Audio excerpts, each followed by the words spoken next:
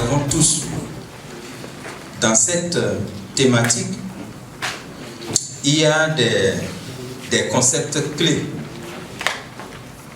qui nous renvoient à certains stéréotypes que nous connaissons tous. Je m'en voudrais de ne pas évoquer, par exemple, le thème avortement. Avortement. Pourquoi? Pourquoi en plus sécuriser? C'est autour de cette problématique que, sous vos ovations, je vais inviter une grande dame. Je voudrais déjà introduire ce thème en vous disant qu'au Bénin, jusqu'en octobre 2021, l'avortement n'était autorisé que lorsque la grossesse met en danger la vie et la santé de la femme en cas de viol, d'inceste ou de malformation congénitale.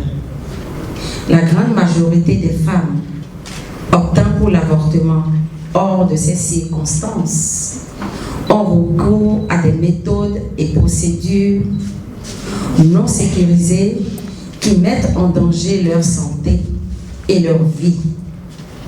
Bien que les recherches sur la problématique des avortements à risque émergent dans les pays, elles demeurent insuffisantes pour documenter les facteurs culturels et religieux, le processus de prise de décision et d'accès aux méthodes d'avortement, ainsi que l'implication des proches, partenaires, mères, pères, etc.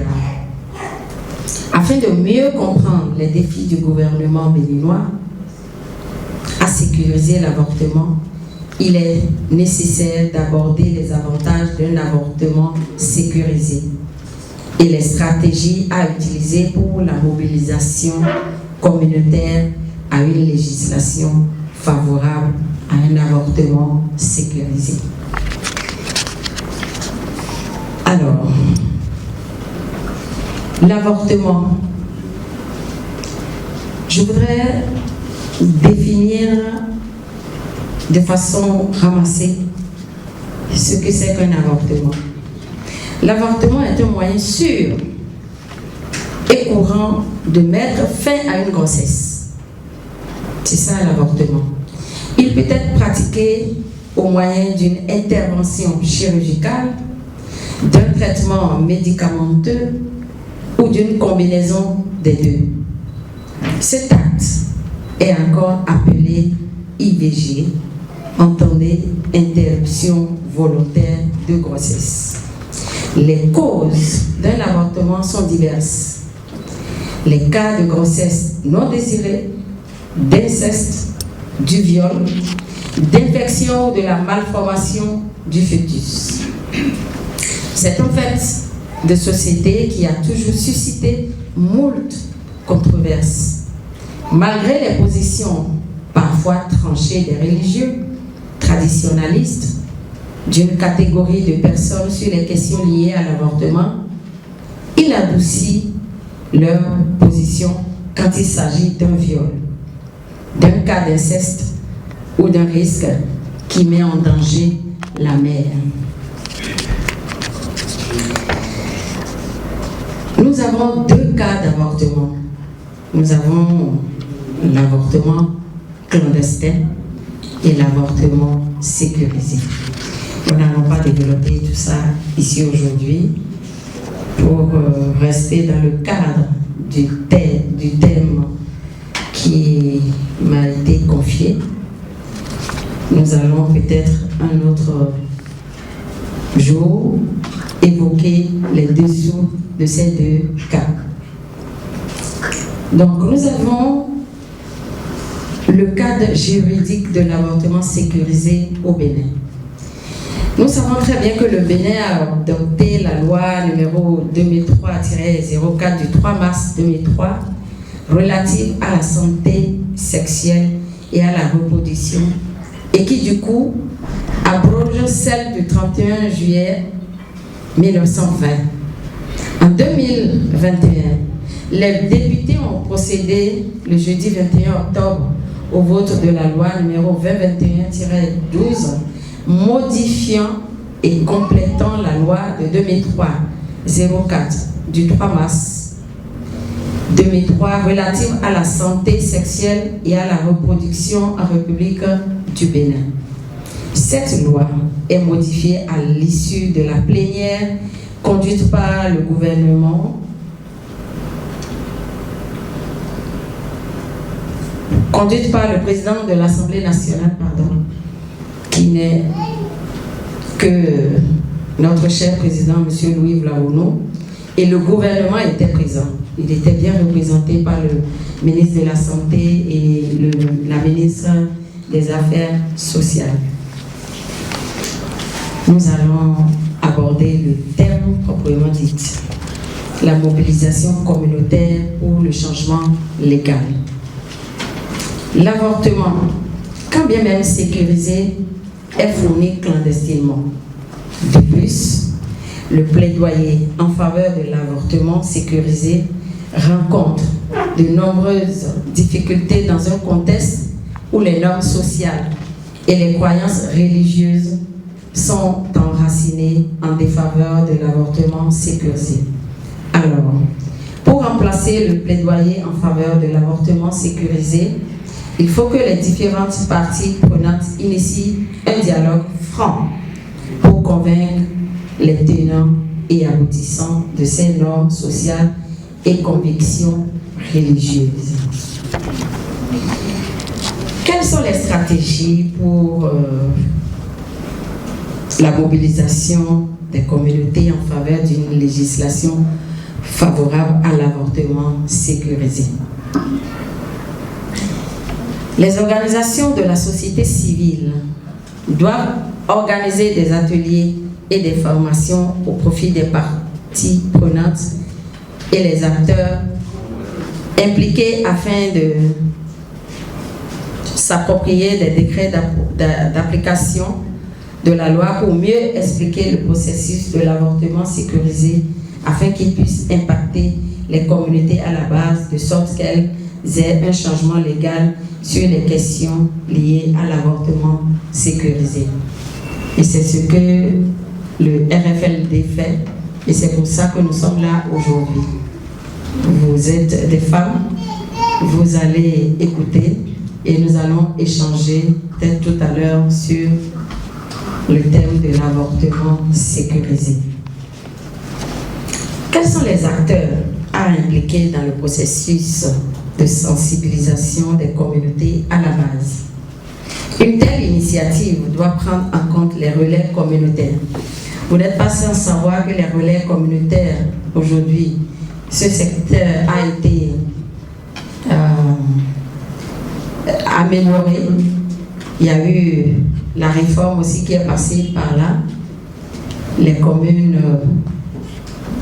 les maires en savent quelque chose.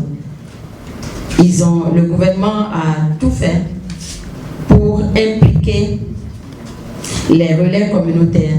Ils ont amélioré leurs conditions et ils sont beaucoup plus outillés qu'entre-temps. Donc les relais communautaires doivent jouer un grand rôle. Les leaders religieux et traditionnels, agents de santé, élus locaux, jeunes leaders engagés de diverses associations de jeunes, professionnels de la justice et des médias, notamment les journalistes et animateurs en langue locale du Bénin sur des différentes thématiques. On parle des journalistes car nous savons que ce sont des voix autorisées qui accompagnent, qui divulguent les nouvelles à la base dans des réunions, dans des familles, dans les radios communautaires. Donc tous les journalistes impliqués dans le processus de sensibilisation joueront le rôle d'un catalyseur et ce rôle se fera surtout lors des émissions interactives destinées à la vulgarisation de la loi sur l'avortement sécurisé au Bénin. dans les différentes stations de radio en partenariat avec les ONG. Ainsi, les journalistes collaboreront surtout avec les superviseurs des ONG dans une bonne mise en œuvre de leurs tâches.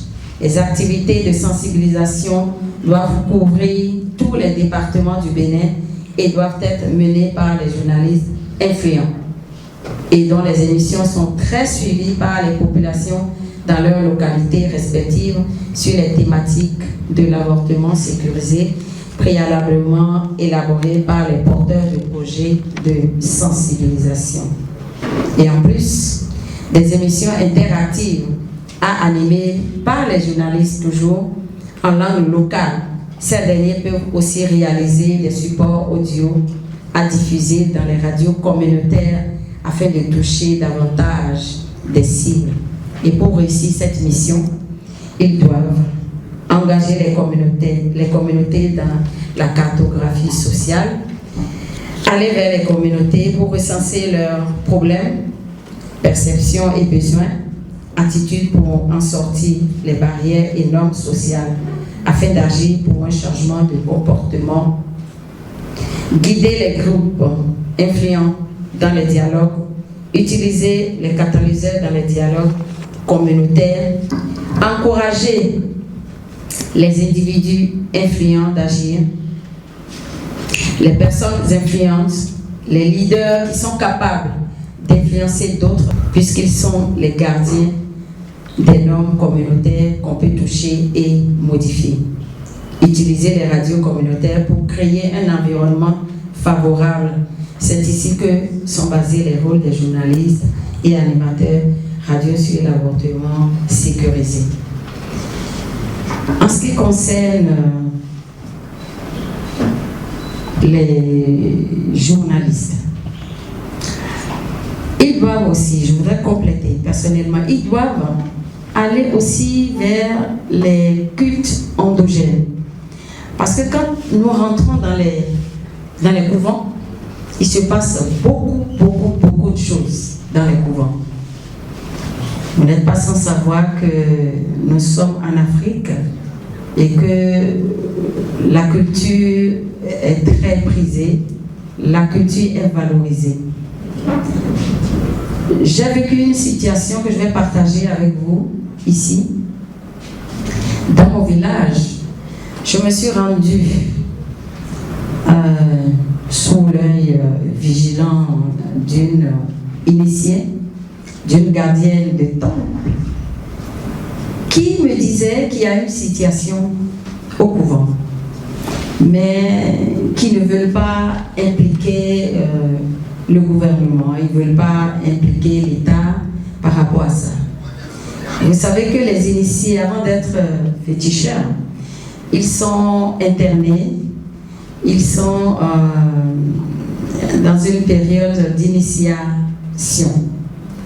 Il se trouve que nous sommes des êtres humains et que parfois, entre femmes et hommes, il se passe des choses. Alors les femmes ou les filles qui sont mises dans les couvents subissent certaines situations qui sont tenues secrètes.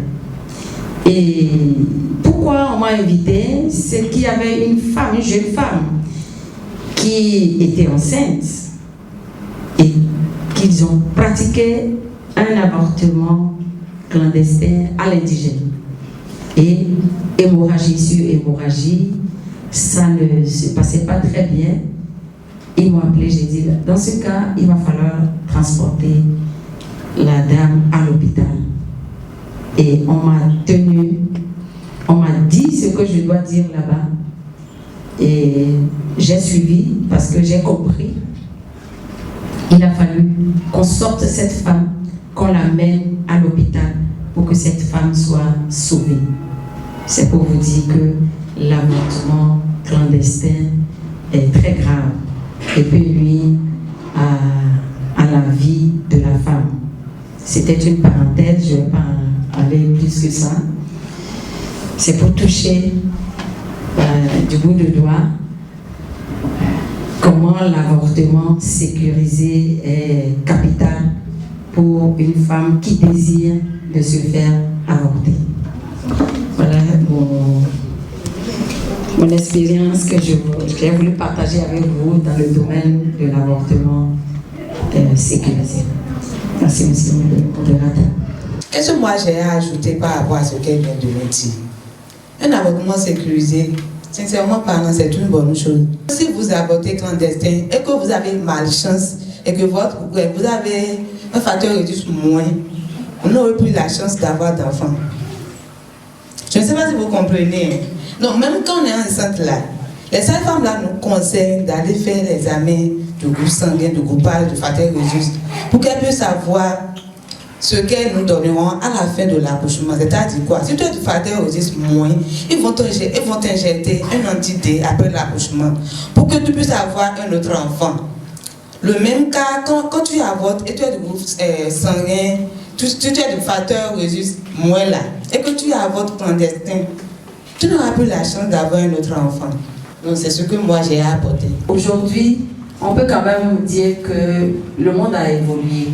Les parents, les mamans en parlent maintenant plus qu'avant. Et à l'école aussi, à partir de la 3e, je crois qu'on enseigne l'ovulation. Tout à fait. Pardon, c'est en 5e. Ah, voilà. Bon, on a laissé les bras, ça fait un moment. Donc en 5e maintenant, vous voyez qu'il y a un effort qui est fait. Il y a un effort qui est fait. Et nous qui allons prendre, et nous qui prenons la relève, aujourd'hui, je pense que avec nos filles à la maison, si vous n'avez pas encore de grandes filles, il faut en parler.